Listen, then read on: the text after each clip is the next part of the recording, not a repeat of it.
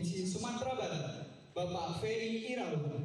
Ditjen Bina Pemerintahan Desa Kementerian Dalam Negeri RI resmi menutup pelatihan peningkatan kapasitas aparatur pemerintahan desa dan pengurus kelembagaan Provinsi Sumatera Barat di Hotel Rocky Plaza Padang, Kamis 2 November 2023 lalu.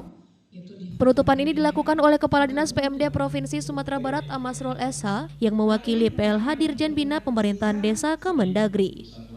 Amasrul dalam sambutannya mengharapkan 2.921 peserta pelatihan mampu mendorong kepala desa atau wali nagari dan perangkatnya untuk memiliki pemahaman manajemen leadership dan kewirausahaan. Di samping itu, peserta bisa berkontribusi meningkatkan kualitas penyelenggaraan pemerintahan, pembangunan, dan pemberdayaan masyarakat. Tujuan utama program P3PD pertama meningkatkan kualitas perencanaan dan pengelolaan dana desa, peningkatan kapasitas aparatur pemerintahan desa, peserta diajari untuk melaksanakan pemerintahan desa yang responsif, ekstraktif, regulatif, distributif, dan kolaboratif, serta mematuhi aturan yang berlaku.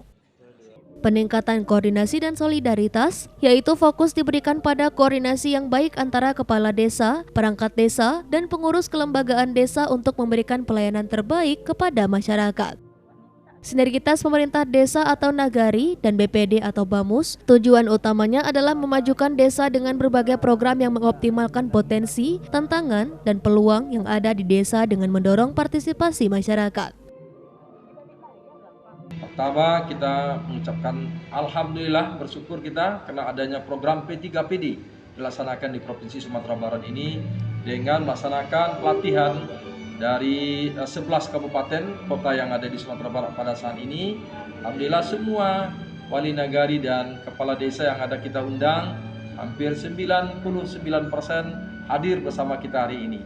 Tentu harapan kita dengan dilaksanakan pelatihan ini, bagaimana nanti nagari-nagari dan desa, apa yang dilakukan oleh pelatih dapat diimplementasikan sehingga untuk pembangunan nagari, baik itu dari batas desa, dari lembaga, dan dari perencanaannya, dan dari peningkatan ekonomi, itu bisa dilaksanakan dengan sebaik-baiknya.